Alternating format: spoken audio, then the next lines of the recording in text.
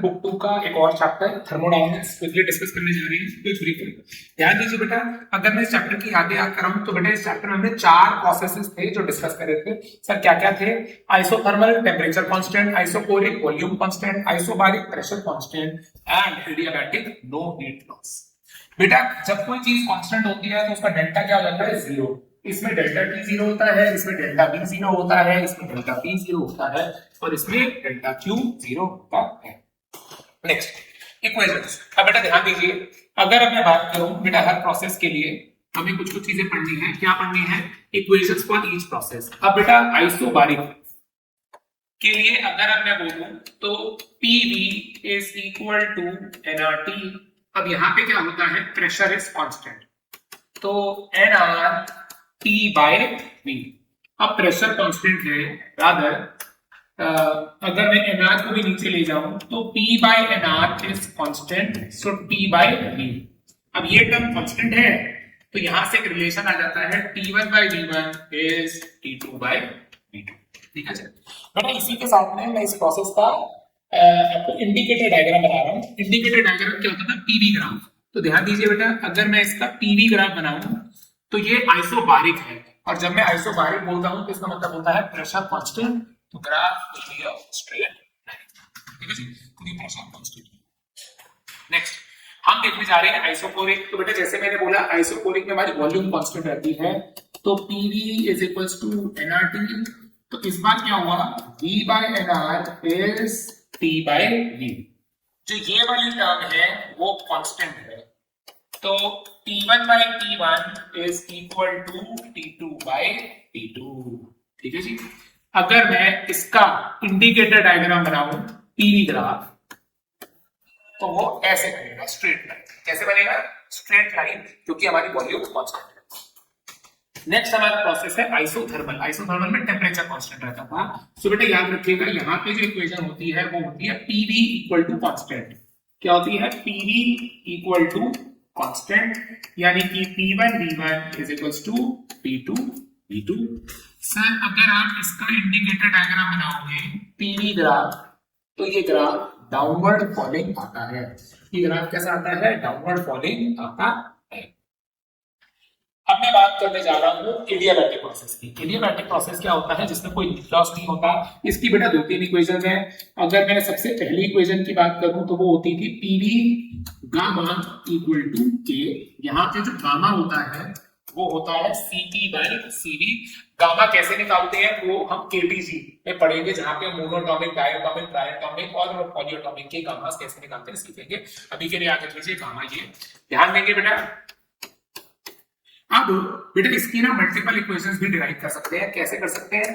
ध्यान दे लीजिए बेटा, हम जानते हैं PV इक्वल टू nRT, तो P क्या आ जाएगा हमारे पास? nRT बाय V, और V क्या आ जाएगा हमारे पास? nRT bye P। अगर मैं उठा के इसको इस इक्वेशन में डाल दूं तो मेरे पास जो इसको अगर इस इक्वेशन में डाल दूं तो मेरे पास रिलेशन आ जाएगा TV gamma equal to K constant. ध्यान देंगे क्या आ गया बेटा हमारे पास relation? TV gamma equal to K। TV gamma equal to K। ठीक है जी, ध्यान दें।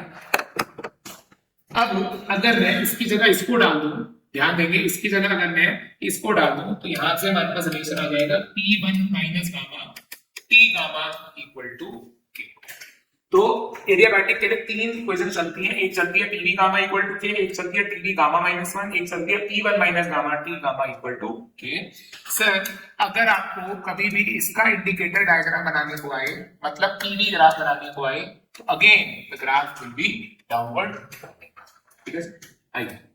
सो ये हमने कर लिया है, इक्वेशंस हमने बना ली है, इंडिकेटर डायग्राम से आपको ऑलरेडी बना के दिखा चुका हूं। साथ में स्लोप। अब बेटा याद रखिएगा बेटा, स्लोप बेटा कभी भी किसी भी ग्राफ की अगर आपको स्लोप निकालनी हो तो बेटा आपको याद है हमने पढ़ा हुआ है क्या होता था? dV by dx। अब इंडिकेटर डायग्राम क्या है? इंडिकेटर डायग्राम है PV ग्राफ। तो सर इस हिसाब से इसके y एक्सिस पे P है और x एक्सिस पे V है, तो अलग अलग प्रोसेस के ध्यान देंगे सारे। अगर मैं आपको बताऊं सबसे पहले आइसोबारिक, अगर मैं यहां पे dP बाय dV निकालूं, अगर मैं यहाँ पे dp बाय dv निकालूं, यहाँ पे प्रेशर की वैल्यू कांस्टेंट है, तो बेटा dp बाय dv जीरो आएगा, इसका मतलब slope of an isobaric process is zero. अगर मैं आइसोकोरिक की बात करूं तो आइसोकोरिक में वॉल्यूम कांस्टेंट रहती है, यहां पे अगर आप dp बाय dv निकालो तो आंसर आएगा इनफाइनाइट, आंसर आएगा इनफाइनाइट। सर अगर आइसोथर्मल प्रोसेस हो, अगर प्रोसेस कैसा हो आइसोथर्मल, तो dp बाय dv की वैल्यू आती है माइनस p बाय v। और सर अगर प्रोसेस एडियाबैटिक तो dp बाय dv की वैल्यू आती है minus gamma p by v। क्या आती है? Minus gamma p by v। ये सारी चीज आपको याद होनी चाहिए। नेक्स्ट बेटा ध्यान देंगे, अब हमारे पास में अगली चीज क्या आ रही है, ये सब हम पढ़ चुके हैं बेटा। आइसोथर्मल की कंडीशंस पे इस तरह क्वेश्चंस पूछ सकते हैं, याद रखिएगा। एक आइसोथर्मल के लिए वॉल्स का कंडक्टिंग होना बहुत जरूरी है ताकि हीट का ट्रांसफर होता रहे और टेंपरेचर कांस्टेंट रहे। जबकि एडियाबैटिक में वॉल्स कैसे होती है? Insulating, very important. ये एक स्लो प्रोसेस है और ये एक फास्ट सडन प्रोसेस है। क्यों मैं कह रहा हूं? आपको पेपर में ऐसे क्वेश्चंस आ सकते हैं, आएंगे कि गैस सडनली कंप्रेस, अगर सडन वेट यूज हो जाए तो इसका मतलब है वो एडियाबैटिक है, और अगर स्लोली हो रहा है तो आइसोथर्मल। आइए तो इसके ऊपर एक जल्दी से क्वेश्चन देख लेते हैं हम लोग। क्या लिखा हुआ है? Two samples of gas initially at the same temperature compressed from V to V by 2। तो बेटा V1 हमारा V है और V2 हमारा V by 2 है। One sample is compressed isothermally and other is compressed adiabatically in which the pressure is greater। तो बेटा जब हमारा आइसोथर्मल होगा, जब हमारा आइसोथर्मल होगा तो P1 V1 is equal to P2 V2, और जब हमारा एडियाबैटिक होगा तो P1 V1 gamma is equal to P2 V2 gamma, P1 V1 gamma is equal to P2 V2 gamma. तो ध्यान दीजिए बेटा, P1 V P2 V by 2, V से V कट गया तो P2 का फॉर्मूला आ गया ट्वाइस ऑफ P। इसका मतलब प्रेशर क्या हो गया हमारा डबल। अब अगर मैं इसकी बात करूं तो यहां पे क्या होगा? P1 V gamma P2 V by 2 gamma, V gamma से V गामा कट गया तो ध्यान दीजिए P2 इज 2 गामा P1। ठीक है बेटा, आपको साफ दिख रहा होगा कि बड़ा कौन है? हमारा एडियाबैटिक में जो प्रेशर है वो ज्यादा आ रहा है क्योंकि gamma is always greater than 1। वैसे भी ये आ रहा है 2p और ये 2 to the power gamma p, तो ऑब्वियसली अगर आप एक गैस को कंप्रेस करते हो तो एडियाबैटिक में प्रेशर ज्यादा क्रिएट कर पाएंगे। Calculate the fall in temperature of helium gas initially at. So बेटा इनिशियल, अगर आज मैं इनिशियल टेंपरेचर की बात करूं, ध्यान दें, अगर आज मैं एक इनिशियल टेंपरेचर की बात करूं तो सर T1 हमको दे रखा है 15 डिग्री सेल्सियस। देन सडनली, अब देखा वर्ड सडनली आ गया, तो सडनली का मतलब हो गया adiabatic expanded to 8 times its volume. तो पहले वॉल्यूम V थी, अब वॉल्यूम हमने कर दी 8V। बेटा ध्यान से देखिए, इस पर टीवी रिलेशन की बात हो रही है।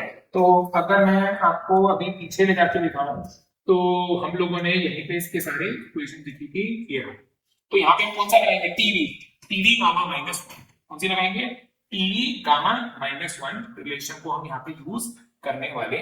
तो सर क्या होगा? T1 V1 gamma minus 1, T2 V2 gamma minus 1। तो सर T1 बेटा इसको कन्वर्ट कर देते हैं, ये आ गया 273, तो ये कन्वर्ट होकर कितना बन गया? 288 केल्विन।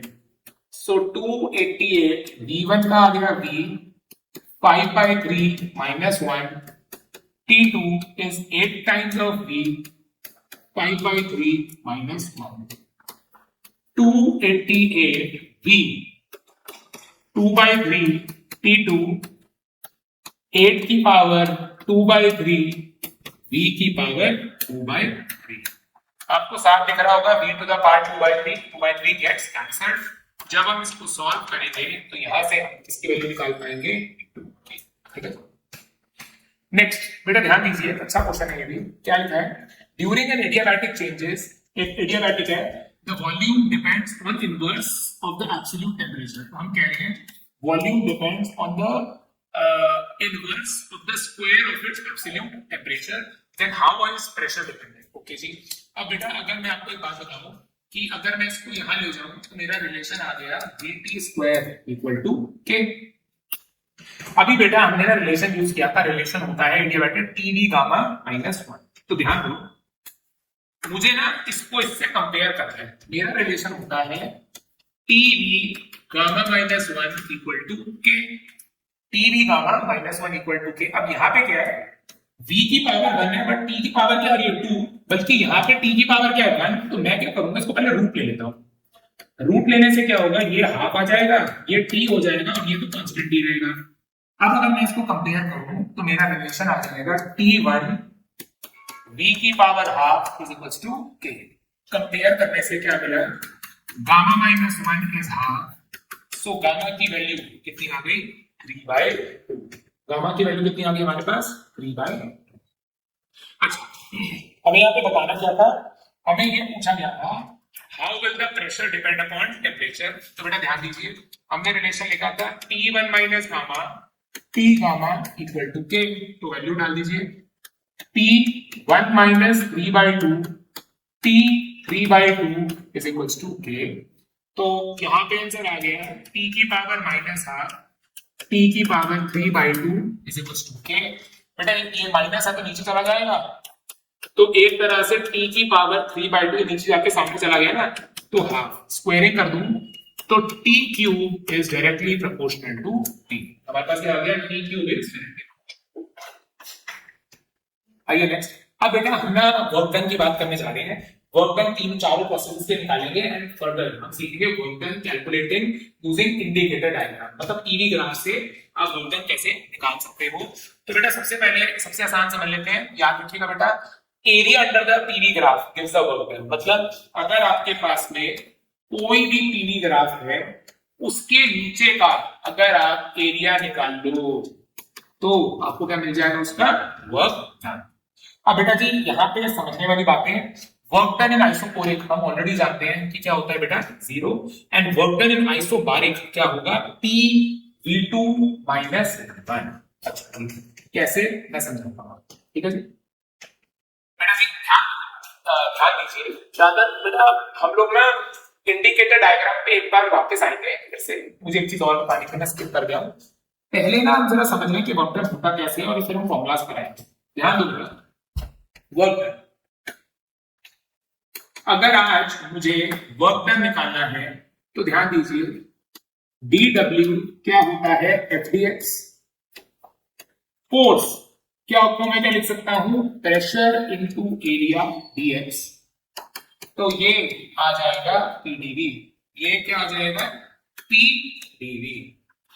तो work done is integration of PdV V1 से लेकर V2 तक। वेरी इंपॉर्टेंट फॉर्मूला, बेटा याद रखिएगा, अगर मैं सारे वर्क डन का आधार लूं तो फॉर्मूला यही है, वर्क डन इज PdV। जो मैं थोड़ा पहले आपसे कह रहा था एरिया अंडर द ग्राफ, बेटा अगर आपको थोड़ा सा भी 2D याद हो, मतलब इंटीग्रेशन याद हो, हमने पढ़ा हुआ है, मतलब मैथ्स में पढ़ा हुआ है, integration is nothing but area under the graph.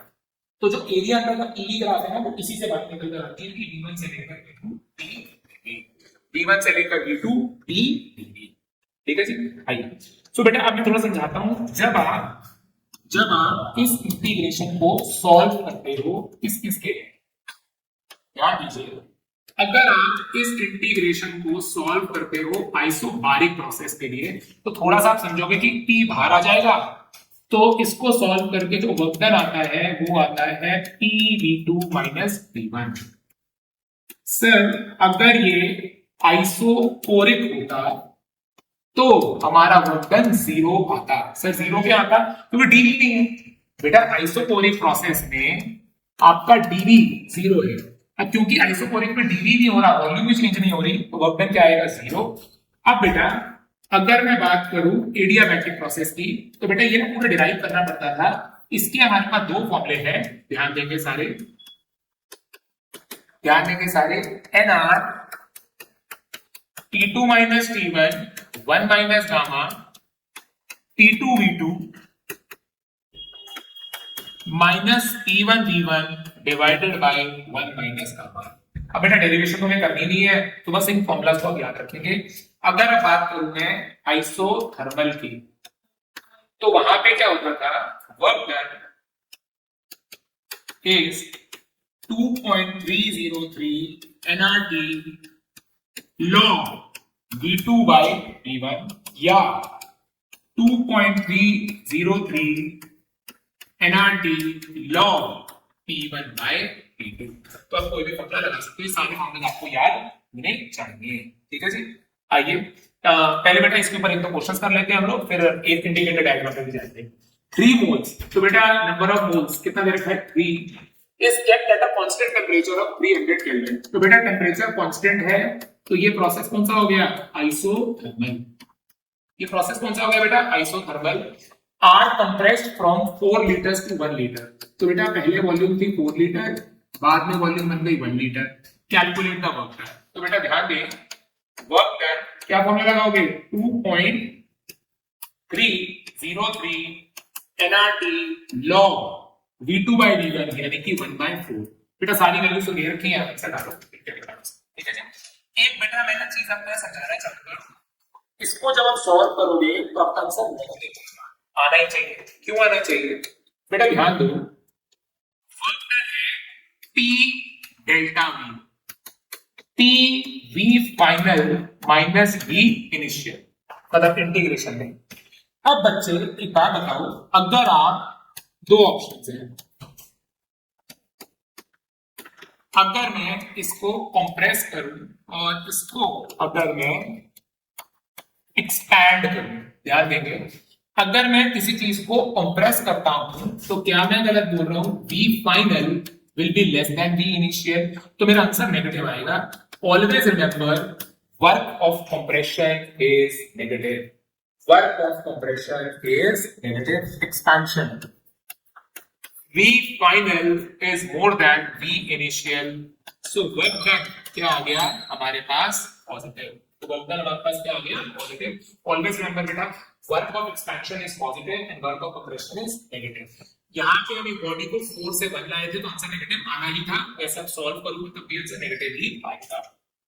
Next देखिए क्या लिखा हुआ है बेटा, जल्दी से देखेंगे, आसान है। A cylinder contains 1 gram molecule was compressed adiabatic from this to this. तो बेटा बहुत ही आसान, आपको याद होगा बेटा, NR T2 minus T1 1 minus gamma.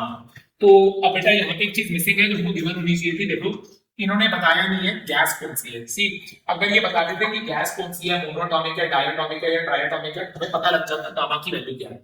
If they are not specifying तो इनको गामा की वैल्यू हमको देनी चाहिए। आपको T1 दे रखा है, आपको T2 दे रखा है, वैल्यूज पुट करेंगे, बेटा अब ध्यान देंगे साइक्लिक प्रोसेस। बेटा साइक्लिक का मतलब क्या होता है, साइक्लिक इज वेरी इजी।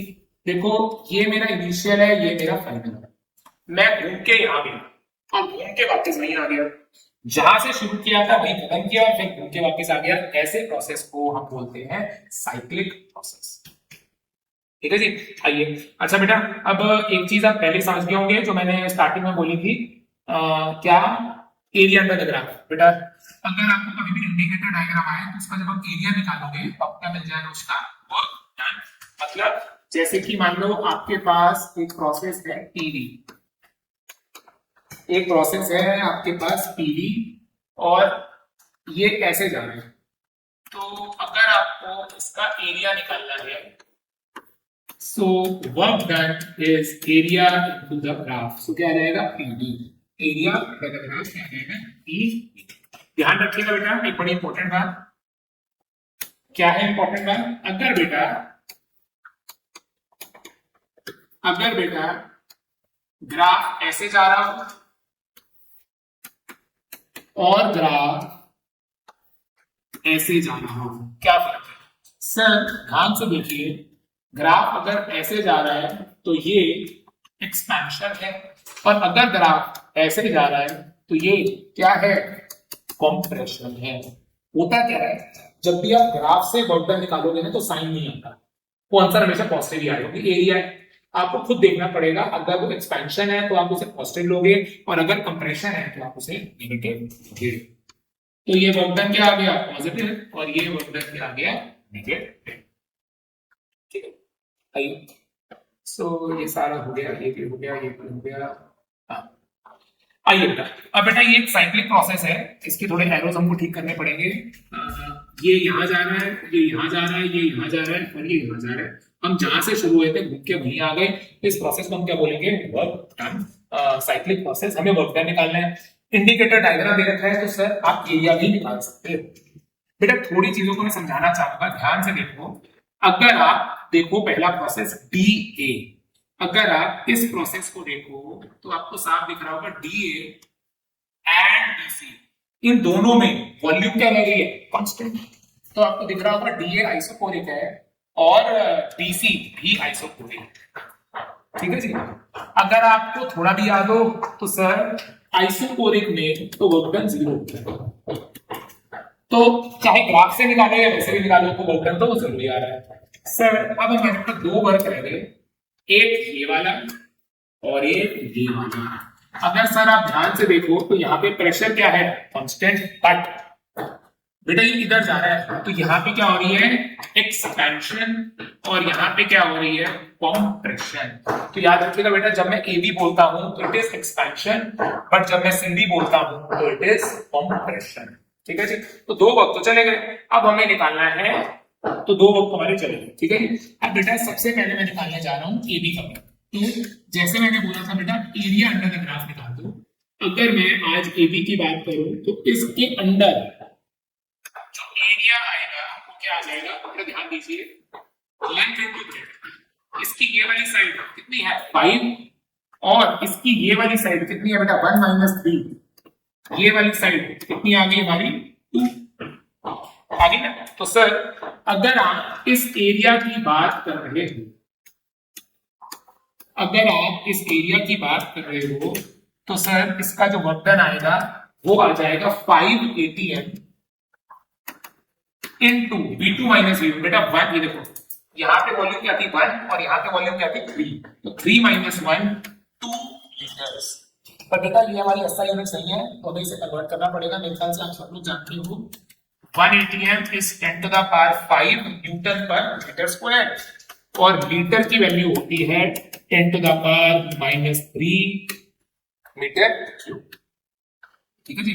तो यूनिट से डाल रहा हूं मैं, तो आप इसको सॉल्व करेंगे तो आपका आंसर आएगा। और बेटा क्योंकि यहाँ पे एक्सपेंशन हो रही है तो ये वर्क पॉजिटिवली आएगा। ठीक है, दिख रहा होगा बेटा आपको। यहाँ पे देखिए ध्यान से, अगर अब मैं बात करूं अगले वर्क की जो कि है नीचे वाला है, तो सर जब आपको नीचे वाला वर्क निकालने को आएगा, ध्यान से देखिए, तो हमको ये वाला एरिया लेना होगा। ध्यान से देखिए सर, ये आ गया 2 और ये आ गया, तो सर प्रेशर क्या आ रहा है? Pressure is 2 ATM into V2 - V1। तो बेटा आपको दिख रहा होगा 3 है, ये 1 है, सो 3 - 1 तो 2 ATM इनटू 2 लीटर्स। ठीक है बेटा, फिर से इसकी यूनिट से कंपेयर करेंगे। अब बेटा एक आप समझ गए होंगे कि this is the work of compression, तो यहां पे आंसर नेगेटिव आएगा। मतलब हम इसे कैसे लिखेंगे? 2 × 10 to the power 5 into 2 × 10 to the power -3। ध्यान दें, तो ये आ गया, ये मेरा वर्क ऑफ एक्सपेंशन है, ये मेरा वर्क ऑफ कंप्रेशन है। अगर मैं इनको जोड़ दूं तो बेटा आपको साफ दिख रहा होगा, आपके पास क्या वर्क आ गया? ये बीच वाला। आपके पास क्या वर्क आ गया? बीच वाला। ठीक है जी, ये वर्क आ गया इनके बीच में। ठीक है, ध्यान दें बेटा, यहां से एक बड़ी इंपॉर्टेंट रिजल्ट निकल कर आता है। Work done by a cyclic process is same as area enclosed by PV graph. Area enclosed by PV graph मतलब बेटा अगर आपको कभी भी नेट वर्क डन निकालने को आए ना, तो सिंपली अब बीच वाला एरिया निकाल दो। मतलब कैसे? बेटा ये 5 है और ये 2 है, तो अगर हम ध्यान से देखें तो ये वाली साइड हमारी 3 है, सर ये 1 है और ये 3 है, तो ये वाली साइड हमारी कितनी है? 2 है। तो ये आ गया 3 ATM और ये आ गया 2 लीटर्स। अगर आप बेटा इसे मल्टीप्लाई करोगे you will get your net answer, net work. ठीक है जी। आइए बेटा इस पे मैं छोटा सा क्वेश्चन आपको करा देता हूं ग्राफ से। तो प्रोसेस इज गिवन है, तो बेटा इसमें ना हमको पहले ग्राफ बनाना पड़ेगा। ध्यान से देखिए, ये मेरा P है, ये मेरा v है।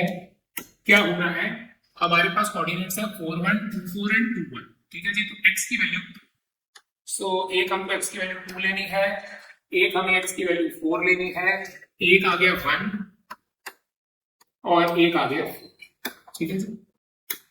ध्यान देंगे क्या लिखा हुआ है, हमारे पास एक कोऑर्डिनेट आ गया ये 2,1, एक कोऑर्डिनेट आ गया 4,1। अच्छा बेटा याद रखिएगा पीवी होता है तो 4,1, ऐसे ही हमारा वो जो कोऑर्डिनेट था वो था 2,1। गड़बड़ हो गया बेटा, यहाँ जो कोऑर्डिनेट्स होते हैं ना ये p, भी होते हैं। तो याद रखिए कि अगर मैं p की बात करूं तो प्रेशर पे मुझे क्या क्या कोऑर्डिनेट चाहिए, 4 2 और 2। तो एक कोऑर्डिनेट 2 हो गया, एक कोऑर्डिनेट 4 हो गया। यहाँ पे मुझे कोऑर्डिनेट्स क्या चाहिए, 1 एंड 4। तो ये एक मेरा कोऑर्डिनेट 1 हो गया, ये एक मेरा कोऑर्डिनेट 4 हो गया, ठीक है जी। ध्यान दीजिए, अब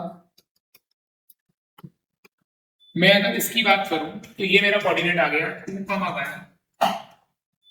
मैं इसकी बात करूं तो ये कोऑर्डिनेट क्या आ गया हमारा 2,4, और एक ये कोऑर्डिनेट की बात करूं तो ये कोऑर्डिनेट क्या आ गया मेरे ये। सर इसको और इसको अगर हम ज्वाइन कर दें तो ये हमारा ग्राफ बन जाएगा। तो सर क्या बन गया, ध्यान से देखिए, सर 4,1 ये आ गया ए कोऑर्डिनेट, सर आ गया 2,4 ये आ गया मेरा बी कोऑर्डिनेट, और ये मेरा क्या आ गया सी कोऑर्डिनेट, ठीक है जी। हम यहाँ चलेगा, यहाँ चलेगा, यहाँ चलेगा, ठीक है जी। अब हमें वर्क डन क्या निकालना है, work done from A to B, ठीक है जी, और बी टू सी और सी टू ए। पहले बेटा ये सी ए देख लें, आसान है बेटा। अगर आप सी ए को देख लो तो सी ए इज आइसोकोरिक, तो डब्ल्यू सी ए का वर्क डन तो सिंपली आ गया सी। अब अगर मैं बीसी की बात करूं तो सर सिंपली आपको इसके नीचे का एरिया लेना पड़ेगा। तो सर WBC ये क्या है, एक रेक्टेंगल है। इस रेक्टेंगल में हम क्या करेंगे, length into breadth, L into B. ध्यान से देखिए L ये कितना आ गया 2 इंटू ब्रेड्थ, ब्रेड्थ क्या है 4 -1, तो ये आंसर कितना आ गया 6। बट आपको बेटा लिखा होगा इधर जा रहे हो, it is a work of compression, तो आप इसके आगे -6 लगा देंगे, ठीक है जी। अब मेरे को वर्क डन निकालना है एबी का।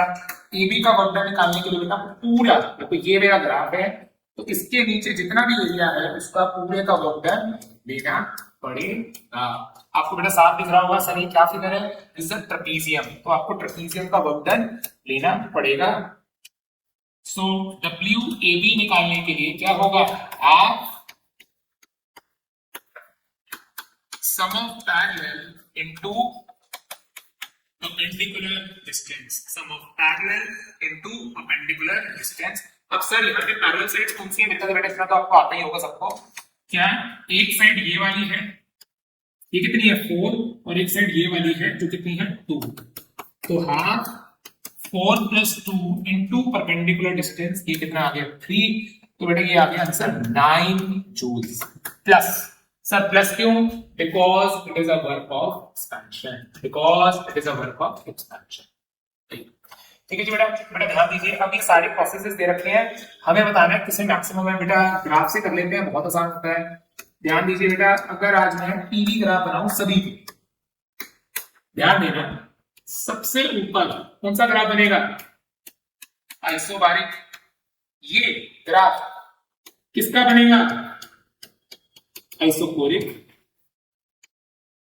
और ध्यान से देखिए ये मेरा आ गया आइसोथर्मल, और ये मेरा आ गया एडियाबैटिक एक्सपेंशन।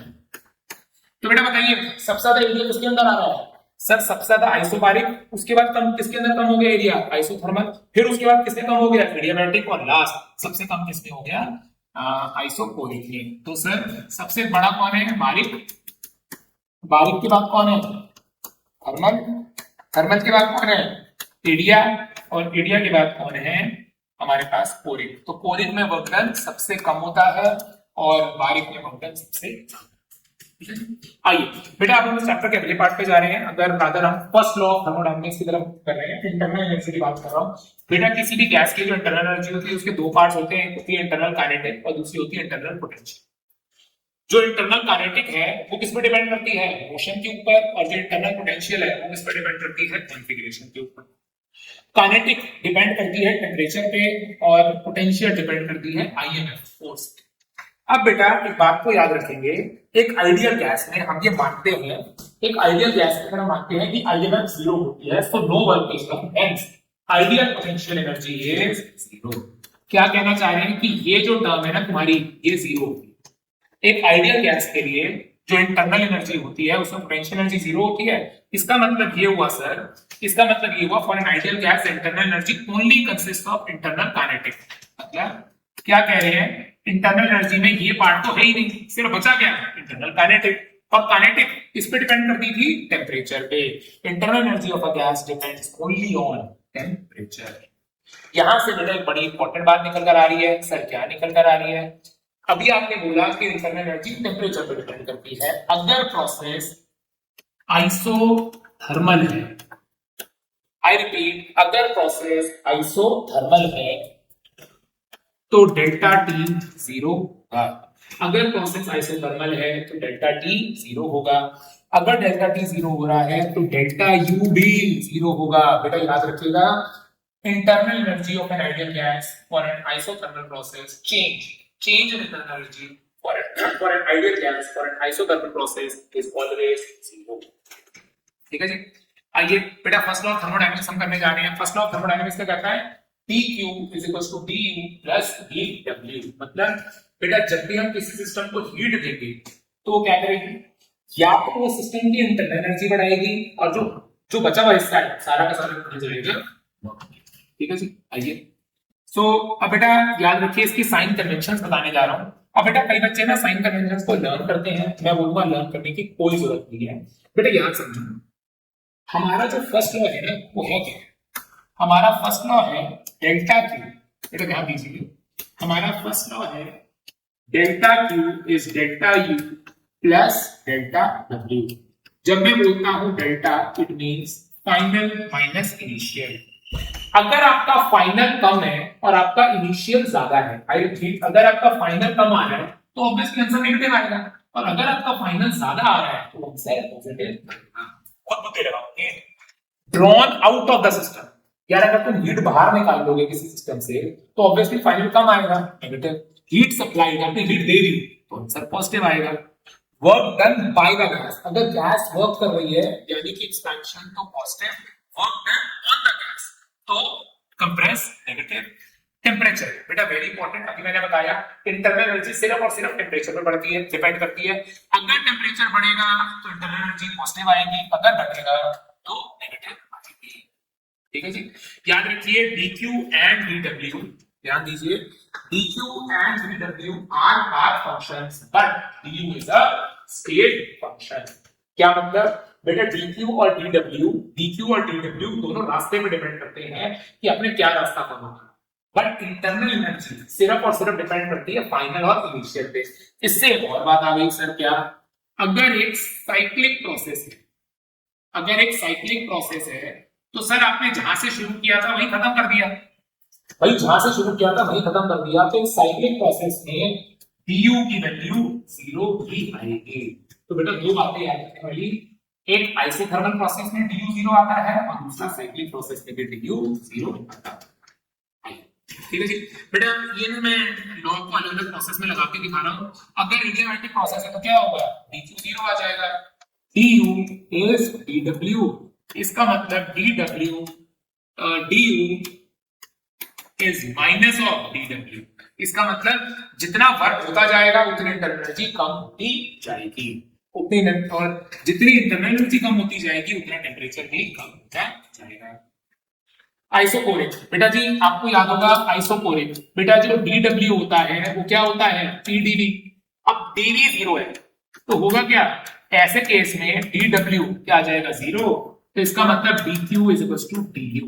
तो आपने जितनी हीट ली है सारी की सारी हीट इंटरनल एनर्जी में चली जाएगी। ध्यान दीजिए आइसोथर्मल प्रोसेस, सर आप बता चुके हो अगर आइसोथर्मल आए या फिर साइक्लिक आए तो du की वैल्यू 0 लेनी है, तो इसका मतलब dq इसके बराबर आ जाएगा dw के बराबर ही आ। साइक्लिक में आपको बता चुका हूं। आइए बेटा जी ध्यान दीजिए, इसमें एक छोटा सा क्वेश्चन कर लेते हैं। क्या लिखा है, अब गैस एब्जॉर्ब्स, गैस ने एब्जॉर्ब किया है, तो सर dq की वैल्यू आएगी plus 100 calories and performs 350 joules of work. ध्यान दीजिए 350 joules of work is work done by the gas. Is the work done by the gas. I repeat 350 joules का जो वर्क है वो गैस ने किया है by the gas. मैं अगर आपको साइन कन्वेंशन एक बार फिर से दिखा दूं, so by the gas हम क्या लेते थे positive, so by the gas को हम क्या लेते थे पॉजिटिव, तो सर dw हमारे पास आ गया 350 जूल्स। इसे बेटा कन्वर्ट कर लीजिएगा, 100 into 1 कैलोरी होती है 4.2, तो आंसर आ गया 420 joules. Calculate internal energy, dq is du plus dw put करिएगा, you get your answer। ठीक है जी, ध्यान दे बेटा, अब अच्छा क्वेश्चन है, सिंपल सा ही क्वेश्चन है, तो मुश्किल नहीं है। क्या लिखा है, a system is taken from a to c along path abc and abc। क्या हो रहा है, हम a से d जा रहे हैं, हम a से c जा रहे हैं दो रास्तों से, एक रास्ता ये वाला है ABC और एक रास्ता है ये वाला है ABC। ओके, तो हुआ क्या है, ध्यान दो, the amount of heat absorb is 10 calories. इस वाले पार्ट में जो DQ है एब्सॉर्ब हुआ है तो वो आया है plus 10 calories and work done DW 138। क्या आ रहा है 138। Calculate the work done when 20 calories of heat, इस वाले रास्ते पे आपने प्लस 20 की हीट एब्सॉर्ब करी है, हमें क्या निकालना है, हीट इज एब्सॉर्ब, हमें यहाँ का वर्क डन निकालना है। बेटा जी अगर आपको समझ में आ रहा हो, अगर आपको समझ में आ रहा हो, चाहे आप इस रास्ते से जाओ चाहे आप इस रास्ते से जाओ, ये आपका इनिशियल है और ये आपका फाइनल है, तो इसका मतलब जो du है बेटा, आपको याद होगा मैंने बताया था du is a state function, तो स्टेट फंक्शन डिपेंड करता है ओनली इनिशियल एंड फाइनल। मतलब इस रास्ते से जाओ या इस रास्ते से जाओ du सेम आएगा, dq is du plus dw, so 10 calories 4.2 is du plus 138, solve करके du आ जाएगा, इस du को उठा के यहां डाल दीजिएगा, आपको वर्क डन भी मिल जाएगा। ये वो समझना, स्टेट फंक्शन है तो जो इंटरनल एनर्जी एबीसी से आएगी वही एबीसी में भी। आइए बेटा सीपीसीबी की बात करने जा रहे हैं, वेरी इंपॉर्टेंट बेटा। देखो आप समझते भी हो बेटा, हम लोग किसी भी बॉडी को हीट करते हैं दो तरीके से, या तो हम उसे हीट करते हैं कांस्टेंट प्रेशर में या फिर हम उसे हीट करते हैं कांस्टेंट वॉल्यूम में। अगर आप किसी भी चीज को कांस्टेंट प्रेशर में हीट कर रहे हो तो आप यूज करोगे सीपी, बट अगर आप किसी बॉडी को हीट कर रहे हो वॉल्यूम में तो आप क्या यूज करोगे सीवी। तो इस हिसाब से बेटा याद रखिए हीटिंग एट कांस्टेंट प्रेशर का हमारा फॉर्मूला क्या आ गया, dq is ncvdt, जबकि कांस्टेंट वॉल्यूम का फॉर्मूला क्या आ गया ncvdt, याद रखिएगा। अब बेटा ऑल्सो du is ncvdt, अब बात समझना बेटा, वेरी इंटरेस्टिंग, क्या मैं करके मैं दिखा देता हूं बेटा, ये बताओ dq होता है du plus dw, ठीक है जी। अगर मान लो कि मैं कांस्टेंट वॉल्यूम पे हीट कर रहा हूं तो सर dq क्या लिखोगे, ncv du, आपको याद होगा बेटा वर्क डन होता है pdv, क्योंकि आप कांस्टेंट वॉल्यूम पे हीट कर रहे हो तो dv नहीं है, तो वर्क डन तो यहां से dv की du की वैल्यू भी आ गई, तो du की वैल्यू आ जाती है ncv dt। इससे ये पता चला कि du निकालने का एक तरीका क्या है ncv dt, एक तरीका क्या है dq is du plus dw, और दो बातें याद रखिए, अगर प्रोसेस आइसोथर्मल है या प्रोसेस साइक्लिक है, इन दोनों ही सिचुएशंस में du की वैल्यू को 0 लेना, ठीक है जी। अच्छा मेयर्स फॉर्मूला हम सब लोग जानते हैं कि Cp minus Cv is equals to Cp minus Cv is equals to R। इसमें बेटा जी एक दो चीजें हैं, चलो वो मैं क्लास में आपको बताऊंगा, ध्यान देंगे। क्या लिखा है इधर देखिए बेटा जी, क्या लिखा है Cp minus Cv is equals to R, calculate the change in internal energy, तो बेटा हमें du निकालना है, okay. When a copper block of mass 200 grams is heated from this to this, assume negligible change in volume. तो बेटा delta V हमारा dV 0 है, तो therefore हमारा dW भी 0 आएगा, मतलब कोई वर्क नहीं होगा. ओके, तो sir dQ is du plus dW dQ. अब बेटा मैंने आपको बताया था बेटा कि हमने थर्मल में भी पढ़ा था, जब हम किसी सिस्टम को हीट देते हो और उससे स्टेट चेंज हो तो फॉर्मूला लगता है ml, बट अगर टेम्परेचर चेंज हो तो ms डेल्टा T. तो यहाँ पे मैं लगाऊंगा ms डेल्टा T du और ये क्या आ चुका है 0. मास हमको कितना दे रखा है 200 ग्राम, स्पेसिफिक हीट कितनी दे रखी है 0.1, डेल्टा टी कितना आ गया 75 माइनस 25 इज 0. सॉल्व कर लेंगे. ठीक है जी. आइए क्या लिखा है, the volume of steam produced by 1 gram of water at 100 is this much, calculate the change in energy during state change. जी बेटा ध्यान दीजिए क्या लिखा है, मैंने ड्यू निकाला है. ओके, अब हमने क्या करा है, the volume of steam eight 1 gram. Okay, तो बेटा यहाँ पे हम क्या कर रहे हैं, पानी को स्टीम में कन्वर्ट कर रहे हैं. पानी है 1 ग्राम. तो बेटा शायद आप जानते हो पानी की वॉल्यूम क्या होती है, पानी की डेंसिटी क्या होती है 1 ग्राम पर ml. पानी की डेंसिटी क्या होती है 1 ग्राम पर ml. इसका मतलब क्या हुआ कि 1 ग्राम 1 ml के बराबर है. सो 1 ml कितना आ गया, 1 ml कितने के बराबर आ गया 1 सेंटीमीटर क्यूब. 1 ml कितने के बराबर आ गया है 1 सेंटीमीटर क्यूब. 1 सेंटीमीटर क्यूब, तो इसका मतलब V1 हो गया 1 सेंटीमीटर क्यूब, और बाद में आपको वॉल्यूम कितनी दे रखी है 1650 सेंटीमीटर क्यूब. ठीक है जी. तो ध्यान देंगे बेटा क्या करना है हमें, dQ is du plus dW. ध्यान देंगे the volume is produced, calculate the change in internal energy.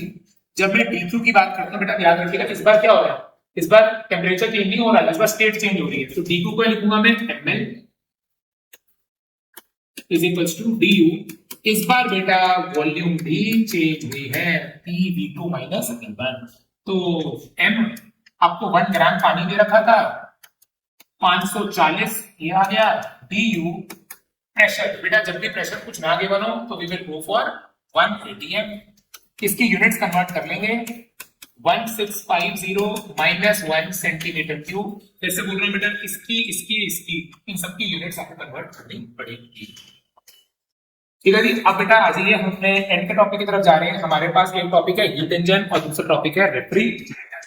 अब हीट इंजन क्या होता है बेटा ध्यान देंगे, इन दोनों के अंदर ही एक सोर्स होता है जो हाई टेम्परेचर पे होता है, एक सिंक होता है जो लो टेम्परेचर पे होता है, एक वर्किंग सब्सटेंस. क्या हुआ, सोर्स से आपने हीट ली कितनी Q1, इसने बाहर हीट कितनी छोड़ी Q2, और इतना इसने डन किया. ठीक है जी. सो बेटा यहां से कुछ कुछ चीजें क्या बनती हैं हमारी, सबसे पहले Q1 is equal to Q2 plus W. बेटा याद रखिएगा क्या हो रहा है, ये हमारे लिए यूजफुल वर्क है, ये हमारे लिए वेस्ट है. मतलब जब एक गाड़ी चलती है आपने जो पेट्रोल डाला वो ये, पेट्रोल डालने से क्या होता है, जब पेट्रोल जलता है उसका एक हिस्सा तो गाड़ी चलाने में चला जाता है और एक हिस्सा वेस्ट हो जाता है. तो ये वही है. यहां से हमारे पास एफिशिएंसी आती है, एफिशिएंसी का फॉर्मूला है W by Q1. W by Q1. अब W तो मैं क्या लिख सकता हूं बेटा Q1 minus Q2 by Q1. So 1 minus Q2 by Q1. अगर आपको लेवल याद हो तो हमने इसमें कॉल करा था 1 minus T2 by T1. 1 minus T2 by T1. तो सारे फॉर्मूले आपको पता होने चाहिए इंजन के लिए. Theta is W by Q1, Q1 1 minus T2 by. ठीक है. आइए तो बेटा एक छोटा सा क्वेश्चन कर डालते हैं. इसमें क्या लिखा हुआ है हमारे पास, what is the efficiency of a Carnot engine working between ice point and steam. तो सर थीटा का फॉर्मूला होता है 1 minus T2 by T1. So T1 steam point 100 degree Celsius, T2 ice point 0. अगर मैं इसे कन्वर्ट कर दूं तो ये आ जाएगा 373 केल्विन और ये आ जाएगा 273 kelvin. So theta is 1 minus 273 divided by 373 kelvin. Next आइए बेटा क्या लिखा हुआ है, सिंपल सा क्वेश्चन है। क्या है, a steam engine delivers this much joules of work per minute and absorbs this much per minute from its boiler. What is the efficiency of the engine and how much heat is wasted per minute? So ध्यान से देखिए बेटा, ये source है, ये working substance है, और ये सिंक। यहां से Q1 आएगा, यहां से वर्क आएगा, और यहां से Q2 आएगा। यहां से क्या आएगा, Q2 आएगा। ध्यान दीजिए, अगर मैं बात करूं, a steam engine delivers this much work per minute, तो 5.4 into 10 to the power 8 and absorbs this much heat per minute। तो क्या हो रहा है, फ्रॉम इट्स बॉयलर। तो बेटा इसने जो हीट ली है वो ली है 3.6 into 10 to the power 9। तो what is the efficiency, how much heat is wasted. बेटा मैंने आपको बताया था ये वेस्ट होता है, तो बेटा बहुत ही आसान, क्या करूं, Q1 is Q2 plus W। Sir हमको Q1 पता है, हमको W पता है, तो यहां से इसकी वैल्यू निकाल लेंगे Q2। ठीक है जी। अब मुझे निकालनी है एफिशिएंसी, तो सर एफिशिएंसी का फॉर्मूला क्या जाता है, 1 minus Q2 by Q1। Efficiency का फॉर्मूला क्या जाता है, 1 minus Q2 by Q1। ठीक है, आइए अब बेटा मैं रेफ्रिजरेटर की बात करने जा रहा हूं। बेटा याद रखिएगा, रेफ्रिजरेटर ना उल्टा काम करता है। रेफ्रिजरेटर को हम कई बार कहते हैं हीट पंप, इसमें ना उल्टा काम हो रहा है। क्या हो रहा है, ये आप समझो आपके लिए एयर कंडीशनर, ये रूम है, ये क्या करता है, ये हीट रिमूव करता है, इतनी हीट रिमूव करता है। दूसरी बात very important, refrigerator works against zeroth law, nature के विरुद्ध जा रही है। बेटा हीट कहां से कहां जाती है, हाई से लो जाती है, बट आप क्या कर रहे हो, आप लो से हाई जा रहे हो, तो आपको हीट देनी पड़ेगी। तो यहाँ पे हमें वर्क करना पड़ता है, और ये हीट आपकी बाहर फ्लो होती है। कभी आपने देखा बेटा, जो आपका देखो सुनो, ये वो हीट है जो आपके कमरे से निकली, ये है इलेक्ट्रिसिटी, बिजली का बिल। आपने कितनी बिजली दी और कितनी हीट उसमें बाहर फेंकी आउटसाइड गर्म। बेटा आपने कभी देखा होगा, एसी की जो आउटडोर यूनिट होती है उसके बाहर बहुत हीट होती है, जो बाहर हीट फेंक रही होती है। इसके फॉर्मूले की अगर मैं बात करूं तो बेटा फिर से वही है, Q2 plus W is Q1। अच्छा, अब यहाँ पे जो एफिशिएंसी का फॉर्मूला आता है वो क्या आ जाता है बेटा, ध्यान देंगे, Q2 upon W। एफिशिएंसी का फॉर्मूला क्या जाता है, Q2 upon W। W क्या आ गया, Q1 minus Q2 T2 divided by T1 minus T2। ये हमारे सारे क्लास तो आपको याद होना चाहिए। ठीक है जी, बेटा ध्यान देंगे क्या लिखा है इसके ऊपर एक question, how much energy in water is maybe needed to convert 2 kg of water into ice at 0 degrees Celsius? Assume that the heat refrigerator is ideal given that the temperature of the freezer is -15 and the room temperature is।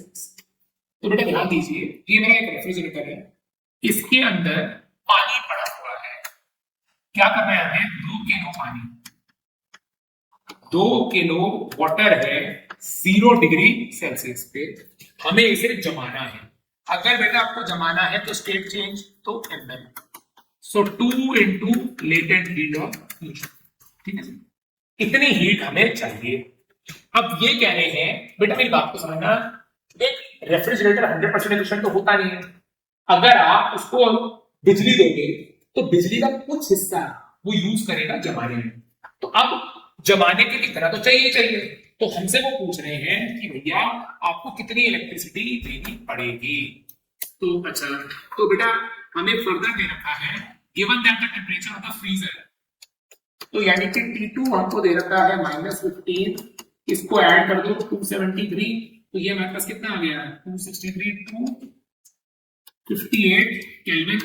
T1 हमारे पास आ गया 25, इसमें 273 add कर दो, answer आ गया 298 kelvin. ठीक है जी, यहां से पहले मैं निकालूंगा बीटा, सो बीटा होता है T2 divided by T1 minus T2।